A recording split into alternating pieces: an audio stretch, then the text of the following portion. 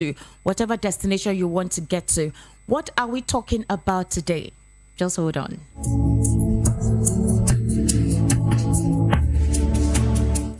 So, this is Issues in the News. All you need to do right now, if you're listening to us via terrestrial, you can actually go virtual too. All right, we stream live. You just go on VOP 90.3 FM on YouTube, and also subscribe on Facebook and Twitter as well, including Instagram, so that you get yourself updated wherever it is you are. Once you're notified, you can virtually be part of the conversation to contribute. And the good thing about YouTube is the fact that you can go back later to watch the program and also keep yourself abreast with the conversation of the day. All right, what are we looking at today?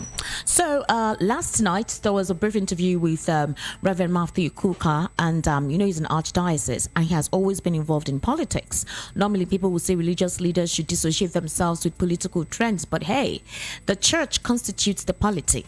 So it is vital for the church to also be involved in politics. But this time around, there should be no bias. It is all about good governance and encouraging people to try as much as possible to do good and do right, perform their civic responsibilities to the people. So that's basically the essence of having church leaders or religious leaders be involved in politics. Not to meddle into matters, not to make any ostentatious decision for anybody, but the idea is that more people who converge at places of worship always have one thing or the other in common, and then ideals and ideas are shared, values are also put across together, and then everyone is involved in what is going on. That's why religious leaders always try as much as possible to in a certain way, not in-depthly, give their own contribution to what is going on in the polity. And we all know how controversial Matthew Kukah is when it comes to anything that has to do with governance. Some persons would say he has political leanings, but I want you to listen to the conversation he had last night, and possibly you can either agree with him or not agree with him. But the idea is this: INEC has eventually released the voter register, that is the registered members, that is official approved members. And I'm sure if you checked out all throughout the papers today, you would see that they were able to reel out the number of persons who eventually registered. And I would tell you that the number is quite interesting to note. Actually, INEC stated that about 93 million people, let's just use that summary, about 93 million people, 93,469,008 Nigerians. We're actually more than that. So with how much we tried as much as possible to encourage people to get their PVCs, to register and make sure it is collected, apparently there's still a lot of PVCs which has not been collected at most of the wards across the local government. But it is important that if you haven't gotten it, do try and get it. For now, we have registered Nigerians who will decide the next president of Nigeria, especially among all the political parties. As of now, numbers released by the Independent National Electoral Commission is 93,469,008. That is the official number that has been released by INEC. So in the meantime, it is just to let you know that we still have a lot of work to do. A lot of Nigerians need to get their PVCs collected so that we can decide how the course of the polity will be come February 25, 2023. Okay, so let's listen to Matthew Kukah. Let's hear what he has to say, and possibly that will help us understand the nature of the tone, or rather, of the conversation this morning.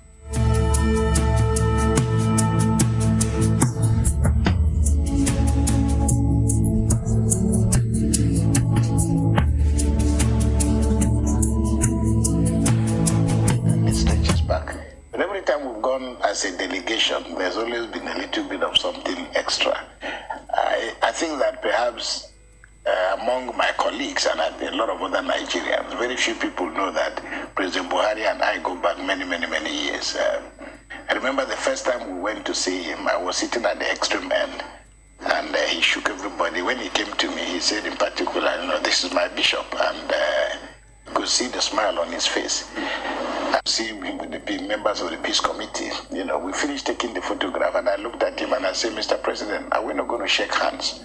Because we had finished it. So the photograph was out there. But today what happened was we were glad enough to go and greet him. And then his chief of staff for domestic affairs, what's his name, Sarki, is a very good friend of mine, and the president knows our relationship. So I shook him, and I didn't know the president was looking at me. As I moved closer, he said to me, why are you shaking him before shaking me?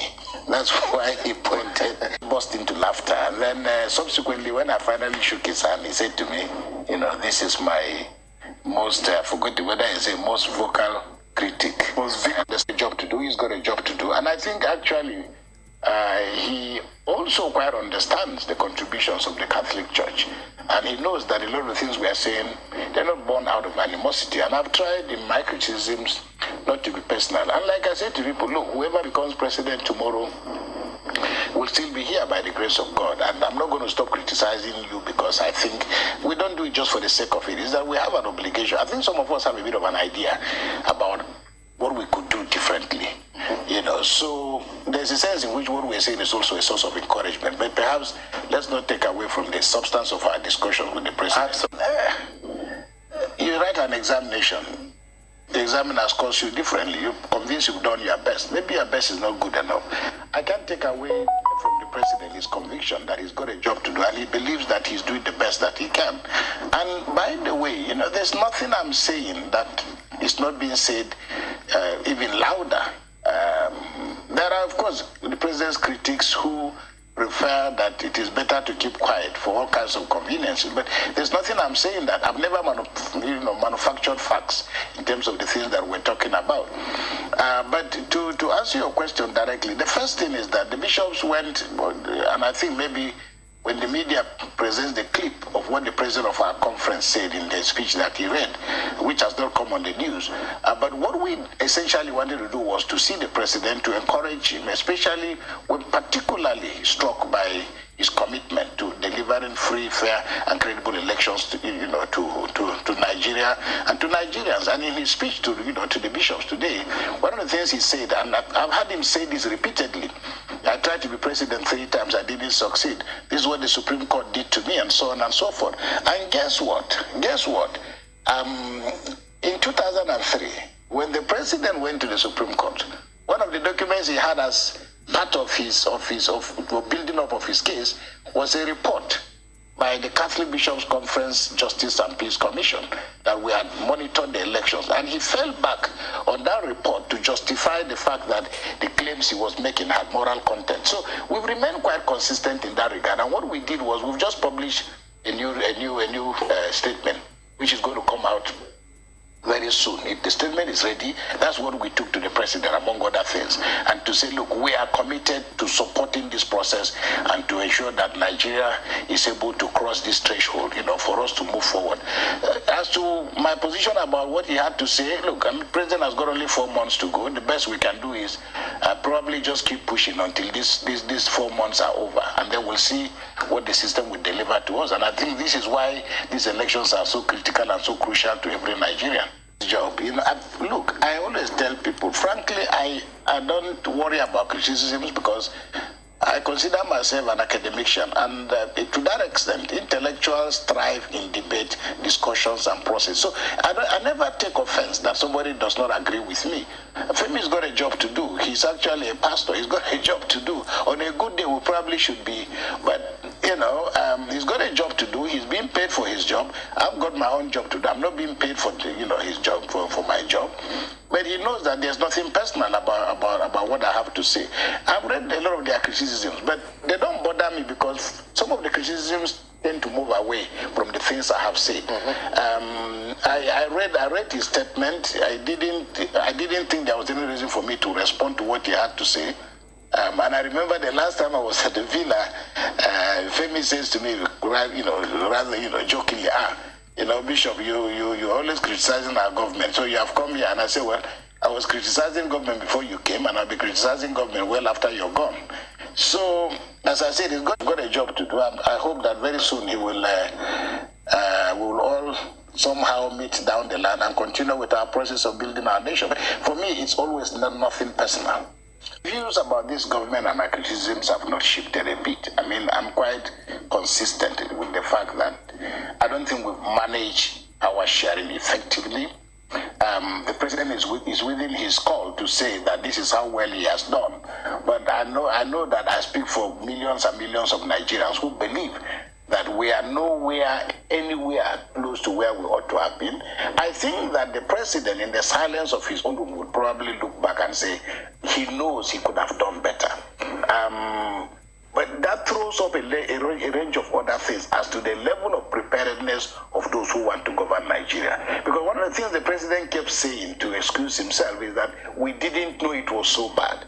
Well, guess what? It's like you're setting out and you're going to Jos. And to get to Jos is about 3 hours drive or so. You cannot set out for Jos with half a tank and then start a journey and say, oh, I didn't know Jos was so far. The point is that when politicians claim that they want to solve problems X, Y, Z, the most important thing is, and I think this is one of the things that is seriously lacking in the Nigerian situation, a real critical analysis and appreciation of the complexity of the problems of this country. So, for example, look, this country is severely broken. If you're going to fix this country, it takes more than just having the good intention. Good intentions are sufficient, but they are not enough, to justify. So the issue is that there are forces. I mean, I'm driving around your premises here. I drove around here for about 10 minutes. And every time I drive around this premise, I just shake my head. Where is all this money coming from that Nigerians are putting up these gigantic structures all over the place? Where's the money coming from? For a country that is severely malfunctioning, for a country that is the poverty capital of the world, you mean in the Asoko? Where is all this money coming from? And Nigerians are sick and they are dying. So that tells you, and I've said this severally, and I don't mean, I've said governance in Nigeria is a criminal enterprise. People, I watched The Godfather. I'm sure you know the absolute opening scene in The Godfather. This gentleman called Bonasera walks up to the Godfather and he says, look, Godfather, this is what has happened to me. They beat up my daughter, blah, blah, blah. And he says, I went to court and the judge just looked at me and, gave them a suspended sentence. And he said, because I felt injured by the courts, that's why I've come to you, Godfather. Remember what Godfather says to him. Godfather looks at him and says, why did you go to the court? Why didn't you come to me? Why did you go to the police? That's where we are in Nigeria. That because of this criminality in governance, you now have a situation in which for you to come with a first-class degree, from Oxford, from Harvard, from Cambridge, from anywhere, in petroleum engineering, and think that you can walk into the NNPC and get a job, the gate man will tell you are crazy. That's not how you get a job in Nigeria. If you think that because you've worked very hard in the military, in the police, in all this security, and you think because you're so good, you deserve a promotion, even the people running the system will tell you that's not good enough. Now, when we get to that threshold, as we have in Nigeria, where integrity, competence, capacity have been traded for something different, then you are in trouble. And that's why, if we don't get to the heart of the consequences of nepotism, I'm not looking forward to a president of Nigeria who is a Christian or who is a Catholic, or who will, for example, just turn a lot of these things upside down and begin to punish other people for the sins that they didn't commit. So I'm not hoping that a Christian will be president or anybody will be president and say, no, it's now time for us to do what those who came before us did. And when you raise this issue, these are the kind of things you hear from people in government. That, Jonathan did this, Jonathan did that. So the fact that we didn't succeed suggests very clearly we didn't prepare for this examination. Okay? And the lesson we take away is that I believe Buhari is a good man. He's done his best. But his best was not enough. His best speaks to the quality and level of his preparedness and his ability to assemble a team.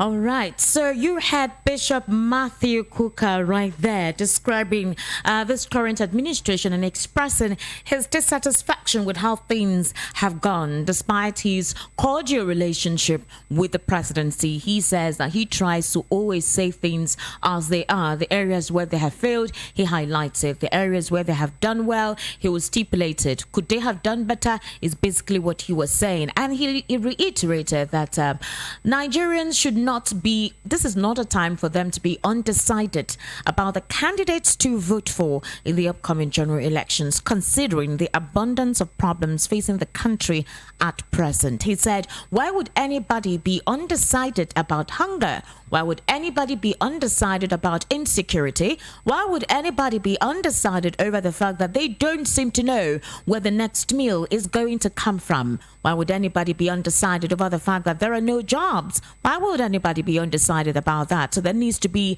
a vigorous battle to overcome cynicism. You know, Bishop Matthew Kukah is very outspoken, and while he expressed his contentions to Nigerians and concerning the current administrations, he said that Nigerians should not lower their expectations on political choices. There is no such thing as a right candidate in elections, but for them to elect their choice, elect their decision, elect their conscience. And that is the only way the next 4 years of any administration coming on board right now can either be beneficial to the people, considering the current quagmire the Nigerians are currently going through. So, like I said earlier, while the program commenced, I said you can try as much as possible to join us via YouTube. All you need to do is go on the search bar on YouTube, Voice of the People 90.3 FM. We're currently streaming live. We stream most of our programs live 24 hours. And I told you that once you subscribe, you get notified immediately when any program comes up for you to virtually be part of the program. Wherever it is in the world that you are, it doesn't exempt you, neither are you limited from being part of the conversation real time. Okay, and then of course you can actually go back afterwards to participate, to understand what the conversation was about, and you can actually send in your comments afterwards, you know, and then you can tell anybody that you know to try as much as possible to subscribe so that they get themselves abreast with issues in the polity. Okay, so the number to call is 0700 903 903 903. That is the number to call, 0700 903 903 903. And the WhatsApp number to also be part of the conversation this morning, 0700 903 9039. However, we have Mr. Elvis via the telephone for him to actually express himself, or rather tell us what he thinks of what Bishop Matthew Kukah said at the monitored program yesterday evening concerning the current state of this administration and what he expects Nigerians to be doing at the moment. Mr. Elvis, good morning. Hello, good morning, Esther. How are you doing? I'm fine. Welcome to the program. Thank you so much. All right, go ahead, please. Yeah, I've heard Bishop Kukah, and I'm quite elated with some of the postulations he came up with, especially when you have to start talking of those things that we are already used to. I mean, we are going through now in Nigeria, unemployment, hunger, insecurity, and all that. Yes, I want to let you know, Esther, that even at this moment we are, if the election comes, if that election comes up today, the voting comes up today already for that February 25th, because there is nobody who will be going through what we are going through now. I will still be telling you, I have not decided. That's why you see Nigerians are, even on weekends, on Sunday, they are queuing up to go and pick their PVC. This is the only thing that is just that the process has not been completed, especially getting the PVC. If the election comes up today, Nigerians have decided. It doesn't take a hungry man to know when he passes where a restaurant is to know that, oh, food is being sold here. He will perceive the aroma because he's hungry. So Nigerians are actually expectant. They know too well that this is the last straw. I mean, to come out of what we are going through. So when I saw him yesterday on the screen and he was talking about, he spoke about, nepotism. If you want to get a job in Nigeria, you have to know somebody before you get it. That's true. Compared to other parts of the world where we are talking about the best you get it.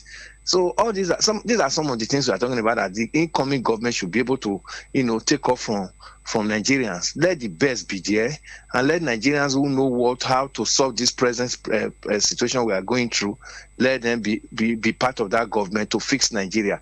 Last year, Mr. Bishop Kukah, let me ask you a question. Now that the elections are coming up, let's just say in February 29, the elections hold, we get to know who the next president is.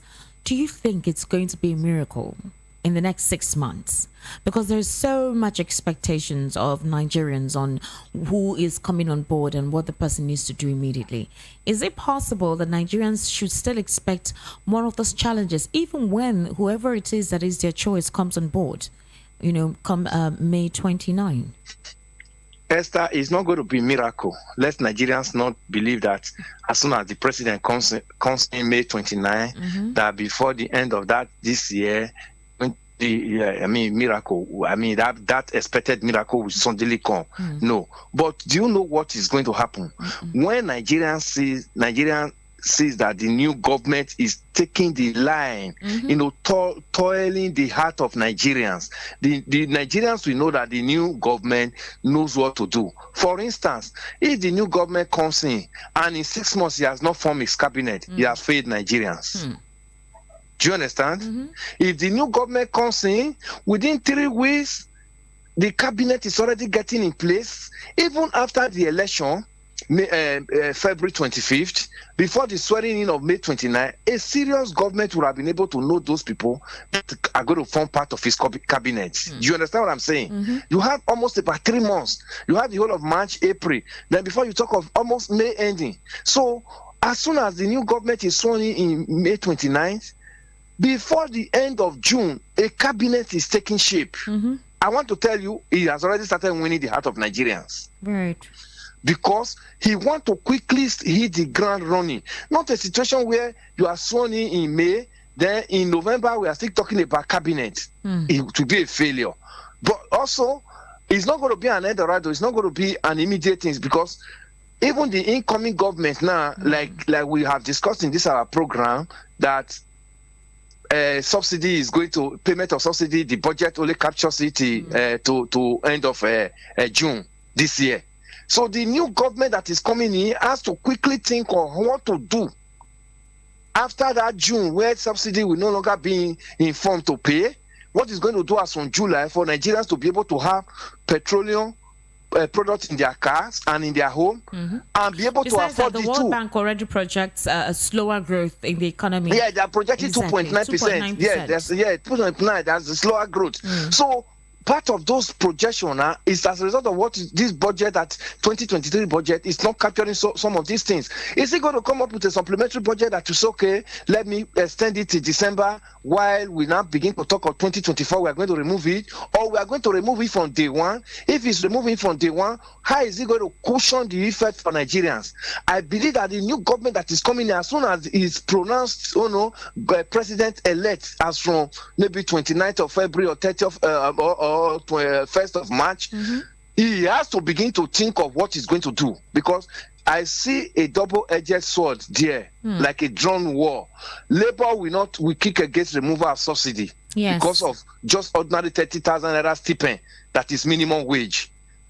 But the new government will tell you, if I don't remove subsidy, most of the promises I made to Nigerians now in my campaign promises, I will not be able to finance it. I will not be able to meet it. So there is already a war there that is drawn. But the new government must be able to begin to think of how to navigate it and give Nigerians the best. That is just it. It's not going to be an automatic thing. It's not going to be by miracle. But it has to be by strategic thinking. And understanding of the plight of this country, Nigeria, the people of this country. 550, 450, 600. A liter of oil is sold in some states. In fact, kerosene is not something to write home about now. Kerosene that's supposed to be for the downtrodden. Is not the rich cannot even buy kerosene now. Imagine that. So now, if you want to think of such thing, you ask Esther, I want to ask you, where is the Petroleum Equalization Fund Agency? That's true. Is it operational? They seem to be dormant. It's a parastatal that is established. It's completely dead. But money is budgeted for that agency every year, but it's dead. That agency is supposed to cushion a situation where the amount, what you sell petrol in Lagos is what you sell in Abuja, is what you sell in Sokoto. Mr. Elvis, do you think it's possible that there are a lot of government agencies and parastatals in existence on paper, but literally are not active in any way, and they collect their monthly salaries? Monies allocated to those agencies and parastatals are on the budget annually. They're paid every month. They're paid. Could this be even one of the reasons why we're still in a huge debt? Yes, that was one of the reasons why Steve Obasanjo's committee was set up by Jonathan's government to look at the proliferation of agencies. Some of them are, are diving into other one's job. Let us see how they can be merged. But Steve Obasanjo's committee has not been implemented. This government has stayed 8 years. They did not implement it. We still see them, creating more agencies, just to give boys to the boys. Give job to the boys. These are things that the coming administration should begin to look at. A situation where two agencies will be duplicating the same job. It has to merge it. But do you know that for this administration in 2019, that was one of their promises by saying that they will curb most of these excesses in the politics. So what happened? Is like I said, remember we've actually had this conversation on this program before, where we talked about the fact that what happens with what they say and when they eventually get there? Is there something in that place that makes them completely forget most of the promises they made to the Nigerian people? Because when you hear what they say during campaigns and what they do when they get there, there's a huge demarcation in that regard. Yeah, there's a complete shift. The shift, two things are responsible. There are cabals who come to sell dummy to the government. Do you know what? Most of the people we have been electing as rulers of this nation, they don't feel the impulse of the people. They don't come to ask questions from the people. A good leader must be able to have a survey of what his people is going through, not relying on the sycophants they appoint as their advisors and ministers to feed them back. All the years we have been having president that immediately we elect them, they are sworn in, they lock themselves inside Aso Rock. We only see our president once in a week, Federal Executive Council meeting on Wednesdays. And on Wednesday, it is the papers that are submitted by the ministries and the agencies to him that they treat. They don't treat you and I's problem. They only treat what the minister brings in or what the advisor brings in. But now, I am hearing from one of the candidates who is, I don't know, I can't begin to mention him now because of this in this program. One of the candidates is telling us that he's going to be moving around Nigeria if he's elected as president, to begin to feel what Nigerians are feeling. If you go to the streets today, Esther, you will discover that it is not what we say on the street that they say in that Federal Executive Council meeting. It's a different shift. And when they finish in that meeting, all they do is to come and brief us. When they brief us, we don't have time to ask them questions on this is not exactly what is going on. By the time we go to the press, like you and I is doing here, to tell the world what we are doing, they say we are whalers. They give us names because they don't want to give us listening ears. This is what we are talking about, that Nigerians cannot continue to elect leaders who will not feel the impulse of the people at a given time. Because democracy, the simple definition of democracy is the government of the people, by the people, and for the people. By the time you take out for the people out of the equation called democracy, is no longer democracy. It is something else. And that's what we have been experiencing in this nation. A situation where we finish voting them in, the next thing is that they wind up their tinted glasses car, and the convoy is as long as whatever, and they drive you off the street. But remember that we brought them in. They're supposed to be servant leader, and not them, not we. Now that brought them in, now becoming their servant. I think that narrative has to stop in the coming government. We must remind them. We must remind them. This government told us when they were coming. Hello? When they were coming, they told us that the presidential aircraft is so much, and that they could sell some of them off. They even told us that they're going to convert some of them to Nigeria Airways. Esther, this is 8 years. I don't know whether anybody has flew Nigeria Airways since this government came in. We saw the jamboree 2 years ago of launching the emblem, the logo in UK, in London, with so much millions of dollars was used to design the logo and launch it in London. But that logo has not gotten to Nigeria that is supposed to serve. Today, there is no Nigeria Airways, which used to be one of the biggest in the whole of Africa. So where the shift from what they tell us, at the campaign podium and what happened in Aso Rock is what this coming government and you and I must be able to checkmate them. Like I always tell you, that we are setting standard. Every time we talk in issues in the news, we are setting standard. We are setting agenda for the incoming government. And we are going to begin to remind them. We are not going to give them these 4 years until 4 years they come back again and start telling us that, like I keep on hearing 16 years. You were brought in because there was lacuna. There was failure in the incoming government. That was why Nigerians lost the confidence in the past administration and brought you in. So when you now come in and begin to remind Nigerians that brought you in and said, no, we're tired of the income the past administration, then you are now beginning to tell them 16 years, 16 years, 16 years. It means there's something also wrong with the government that pretended to come and solve the problem of Nigerians. All right. Thank you so much, Mr. Elvis. I'll still leave you via the telephone while we take calls and also hear all the contributions from our listeners and those who are virtually participating in the program this morning. As usual, thank you for your intellectual input on this program most of the time. 0700 903 903 903. That is the number for you to call this morning to be part of the conversation, okay? 0700 903 903 903. And you can also call the WhatsApp number, or rather send a WhatsApp message to 0700 903 9039. And I would appreciate you calling on the program this morning. 0700 903 903 903. 0700 903 903 903. With the quagmire that we're currently experiencing in this part of the world, what do we say we should do? How do we get to curb this problem? And how do we try as much as possible to encourage, voting participation? You heard Reverend Matthew Kukah, what he said when I introduced the program this morning. He was able to highlight the challenges the country is currently facing and how he has tried as much as possible to truthfully express himself to the government and even those in the Nigerian polity. But he is saying that Nigerians cannot afford this time not to know what they want or not to decide what they want or be confused on whom they expect to vote for in this coming elections. That is something that I think is important for us to take note of. Anyone who seems to be confused at this time is not doing themselves any justice. Hello? Hello? Hello, good morning. Can you hear me? Hello, good morning. Good morning. Yeah, how are you doing? I'm fine. How are you? I'm fine. All right, please go ahead.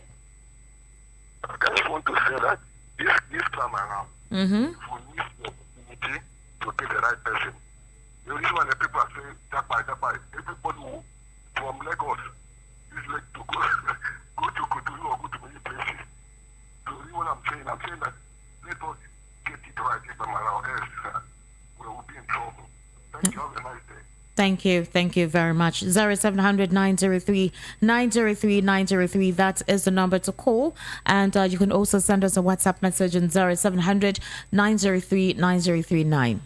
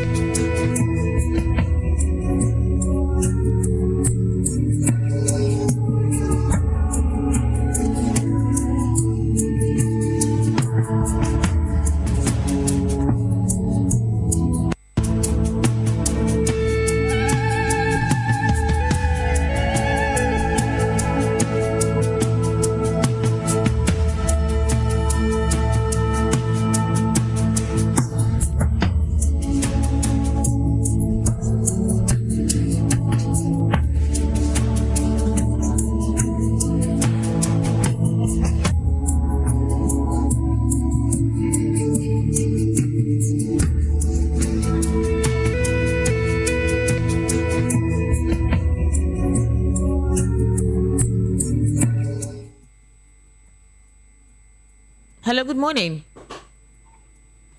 Hello, good morning. Yeah, good morning. Yeah, how are you? What's your name and location, please? I'm just calling from the way from Alaba. From Alaba. Wow, how is Alaba this morning? We are fine, and we are fine, and thank you. All right. So What's your name? What I have to say, what the bishop is saying, all that he's saying is true. I hope we can have such a man, just 10 of them in this country, that they call themselves men of God, and be speaking out as this man is speaking. All right. My sister, please, I would like you to do something for me. All right. What is it? As the nation is owing 77 trillion naira, I want you to divide it to know how much is my own, so that I will know when I will start paying my own. Because it's for the, please, you divide it by 200 and something million people, so that we know my own, so that we start paying it. Okay. Because this government has put on into much debt. And the poverty that is in the sister, that you one thing? I was in a restaurant one day eating.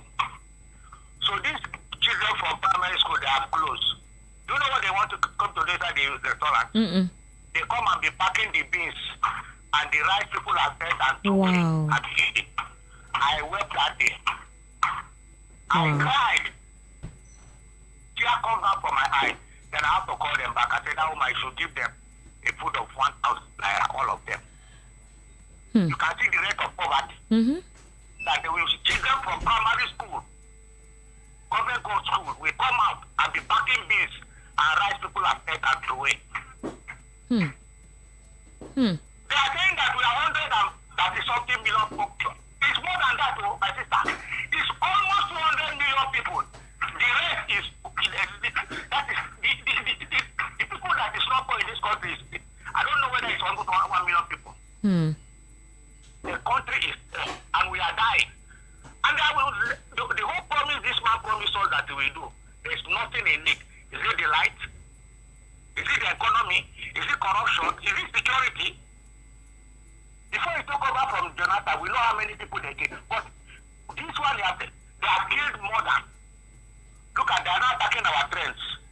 They are now attacking the airport, which has not happened in this country before. And someone is coming here to say we should replace it. They have tried. What did he try? His try is not enough. Let him give us $500. Okay. His try is not enough. All right. Thank you. Thank you for calling. Thank you for calling. We don't know. We are the one been going around. We know how people are dying. And people are dying of hunger. Thank you and God bless you, ma'am. Thank you. Thank you very much. All right. Thank you for calling in. 0700 903 903 903. That is the number to call this morning to be part of the conversation. All right. 0700 903 903 903. And like I said, you can send us a WhatsApp message on 0700 903 9039. That is the number for the WhatsApp message. We will definitely read it out here. And we're streaming live on YouTube too. So you can send in your comments. We'll read it out here on the program. Hello. Good morning. Hello, good morning. Hello? Good morning. Good morning. Esther, good morning. Good morning. How are you? It's Ben. Ben. From Eva, yeah. Yes. How are you this morning, Ben? I'm fine. All right, go ahead. And you? I'm good, Ben. As usual. I have to be good. All right. As far as subsidy, this government has removed subsidy. Take effect from June 1st. Hello? I'm listening. Yes, they have removed subsidy. Exactly. They have just passed the bill. That's why they budgeted only $3 trillion from January to June. So it is an incoming government that we implement it. Okay. Yeah. So what I want to say is that the incoming government, what is we need, will not be easy for it to, because there is speaking called new coach bank in football. There is new president bank. It will not be palatable at all. Because with all this press subsidy removal, because with so many things, a lot of things have started.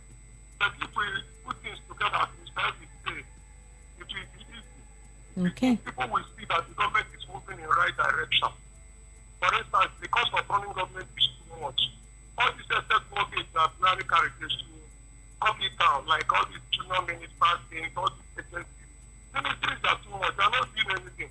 New incoming government should cut down all these costs. They are just taking our money for nothing stage.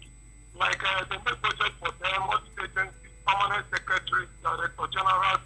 See the money they budget for them. New vehicle every year, new vehicle every year, new vehicle. That new vehicle, new tire, new battery, furniture, renovation of building, electronics, laptop, every year spent in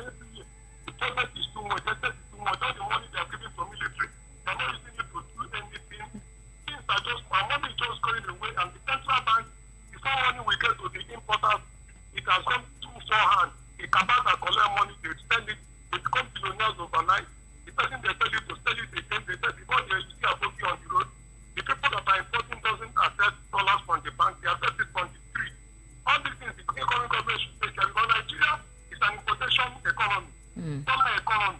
So they should fix it. And our customs, they should take care of our customs, our immigration. All these things, incoming government should We'll have to rectify it. Okay. Thank you. Already, we are paying too much for fuel. In the East, they're paying 450. You can imagine. Some 500, some 600. For a liter. What are you talking about? We are used to it. And I believe that a message like it so that people will be used to it. So the incoming government is to view. I believe it will be to do. And the one thing I want to advise Nigeria is that as Obasanjo saying his letter, that if we miss it this time around, we will never get another opportunity again. If you allow Tinubu and people to come in, that is what Obasanjo is saying. Well, Ben, people can decide whom they want, so long as there's a presidential candidate representing their various political parties. All right, we're not campaigning, so try as much as possible. Let's stay on course. All right, thank you so much for your contribution in the program this morning. Thank you. 0700 903 903 903. That is the number to call this morning to be part of the conversation.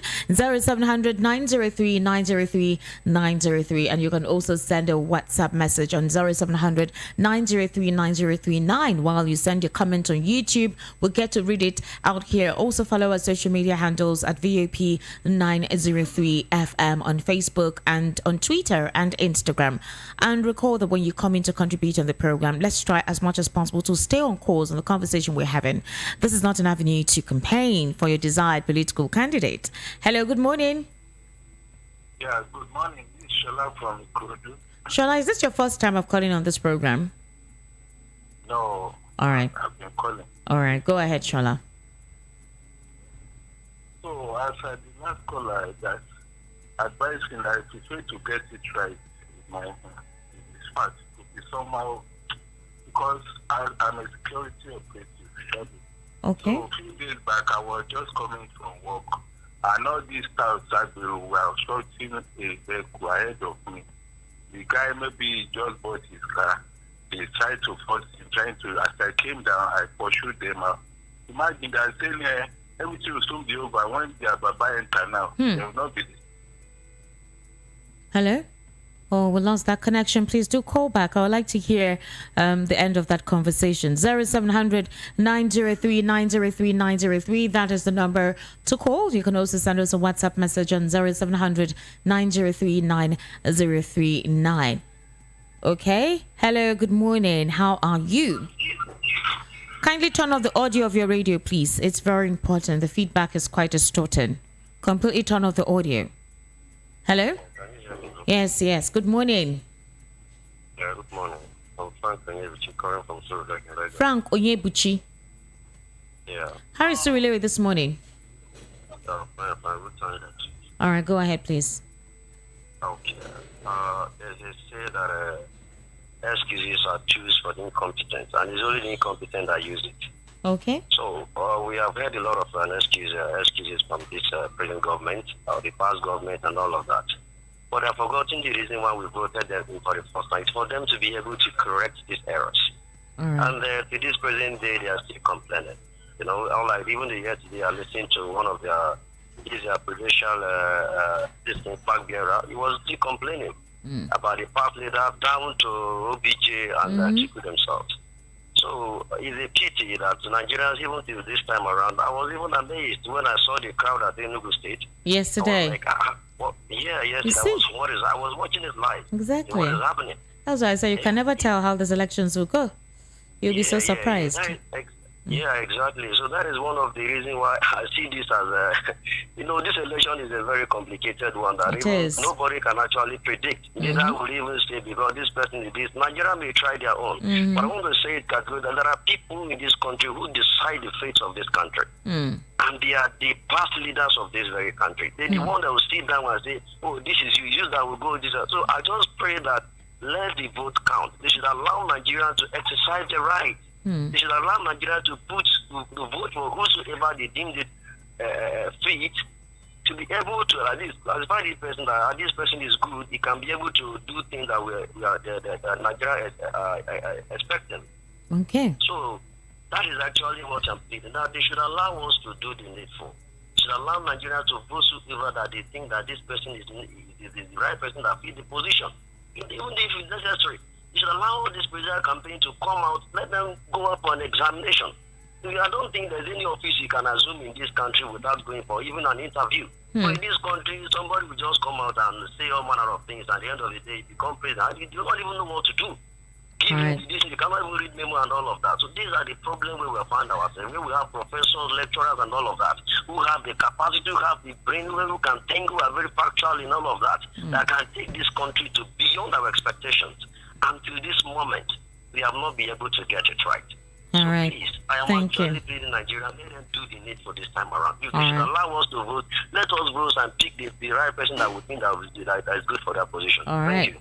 Thank you. Thank you so much. All right, 0700 903 903 and 903 0700 903 903 903. You can also send a WhatsApp message on 0700 903 9039, and we'll definitely read it out here. And like I said, we're streaming live on YouTube, so you can send your comments right in there. Hello, good morning. Hello, good morning. Good morning. Good morning. What's your name and location, please? I'm Gabriel.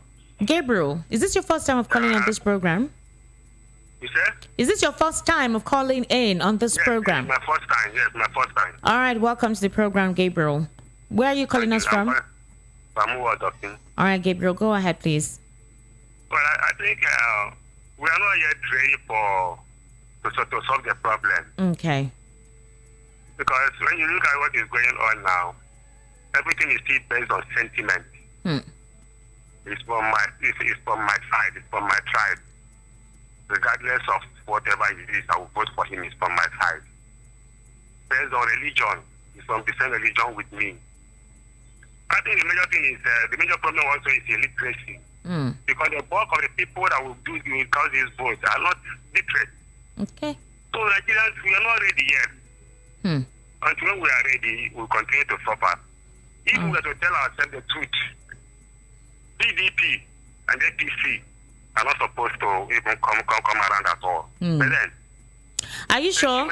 Don't say so. Remember, there was a day on this program I asked the question. I said, what if it was not the presidential candidate now for the APC that is represented, and it was possibly Oshibajo or Fashola or someone else? Where do you think the favorite, or who do you think would be the favorite political party this time around? So that have actually been a very tough call. So you can't say. Hello? We've tried PDP and we've tried APC. Well, those are you just. And Fashola, you brought in now. You were part of the APC. That's what I'm saying. What if they were the presidential flag bearers? You can never say who Nigerians will clamor for now. That's the truth. But they have been part of the system now. Okay. All right, Gabriel. Thank you. Thank you so much. Let's take one more call, okay? 0700 903 903 903. I remember asking this question one day on this program. I think it was Mr. Elvis while we're here. And I said, Mr. Elvis, what if it is not the current presidential candidate who is a flag bearer?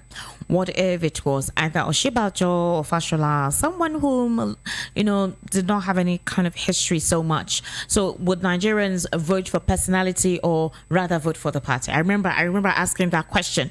And a couple of people actually tilted towards that. Hello, good morning. Hello? Oh, we lost that connection. 0700 903 903 903. We'll take one more call so that we can wrap up the program this morning. Hello? Hello? How are you? I'm fine. Good morning. Good morning. This is Chris from Ikoton. Chris from Ikoton. Chris, please go ahead. Yeah, he just asked a question now. He said if it was Fashola or Oshibajo. Yeah, the truth of the matter is, if APC had done the right job, I don't think they would be campaigning at all. The people would have been campaigning for them. The fact that this current administration has done worse, I don't see a reason why they are campaigning. They should have been apologizing to Nigeria, because at the end of the day, who is the Minister for Petroleum? It's the president, and all this is happening in the country. I mean, it's very sad. Very sad. All right. Thank you, Chris. Thank you so much. Okay, that's our final call on the program. But before we round off, let's hear from Mr. Elvis. So that at least based on most of the things that you've been able to contribute on the program this morning, let's hear what he has to say. So we'll wrap up the program this morning. Mr. Elvis. Yeah, thank you, Esther. I heard from our callers and I'm impressed, especially the man that called from Alaba that said the children came to the restaurant to be looking for remnant food from Yes. I mean, Yes, it's that's so true. pathetic. That's true. Remember, Very. we have a ministry that emergency and whatever that relief that I said they spent so much billion in feeding Nigerian school pupil. The minister kept on telling Nigeria that he spent billions of naira to feed the Nigerians primary school pupil. I don't know the primary school pupil she's telling Nigeria that she fed.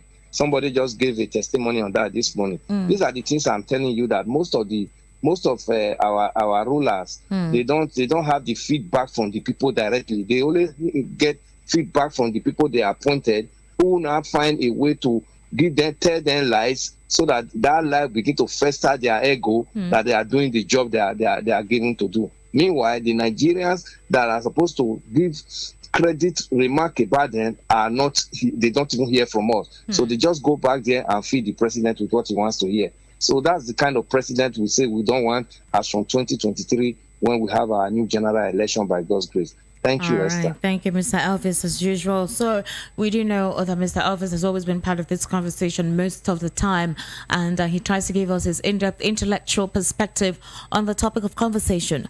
And I recall that from the beginning of this week, I have been intimating you on how we intend to remodify our programs right here to soothe your need. We intend to ensure that we get to make sure everyone in every segment of the polity is carried along when it comes to issues that affect them, so they can participate, they can express themselves, they can understand what the conversation is all about, so they get to be on the same page with us. And so it is possible that from next week you'll be seeing and rather hearing and watching virtually a modification on some of our programs. Okay, so you may not get to hear some people like you normally hear, but then there will be a different format which I am very certain you would enjoy, would be satisfactory and informative and entertaining at the same time. Okay, so like I told you, it's Voice of the People 90.3 FM, and it's the people's platform, and we need to ensure that every community, every ethnic group is represented right here, so they can call in and be part of the conversation concerning issues in the Nigerian polity and possibly share their experience with us. My name is Esther Nwachukwu. You can follow me on Instagram at Esther Nwaz, ESTANWAZ, on Twitter at Esther Nwachukwu, on Facebook at Esther Nwachukwu. And of course, live have been announcing from the beginning of this program. Follow our social media handles so you immediately get notified when any program of your choice comes up for you to be part of it. And that's at VOP 903 FM on YouTube and on YouTube, on Facebook, on Instagram, and on Twitter too. So do have yourself an amazing day. See you tomorrow.